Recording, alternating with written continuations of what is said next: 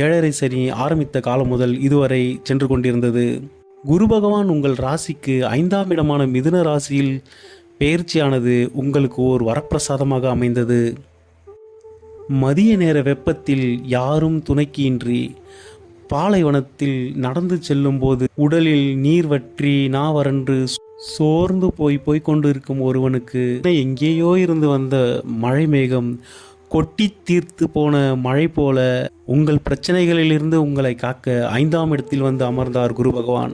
அவரின் 9ஆம் பார்வையே தற்பொழுது உங்களை அனைத்து பிரச்சனைகளிலிருந்தும் காத்து கொண்டிருக்கின்றது. தற்பொழுது கோச்சார நிலைகளின்படி சனி பகவானானவர் உங்கள் ராசிக்கு 2ஆம் இடமான மீன ராசியில் பாத சனியாக செயல்பட்டு கொண்டு வருகிறார். எனவே உங்கள் வாக்கினில் மிகவும் கவனமாக இருங்கள். ராகு பகவான் உங்களுக்கு பிரம்மாண்டமான வெற்றியை தேடித்தர உள்ளார். குருவின் பார்வையில் உள்ளவரை ராகு பகவான் நன்மையையே செய்வார். இந்த தை மாத தொடக்கத்தில் சூரிய பகவான், செவ்வாய் பகவான், சுக்கிர பகவான், புதன் பகவான் ஆகிய நால்வரும் உங்கள் ராசிக்கு 12ஆம் இடத்தில் மறைய உள்ளனர். விரயஸ்தானத்தில் 4 கிரகங்கள் கூட்டணி சேர்வது அவ்வளவு நல்லதல்ல.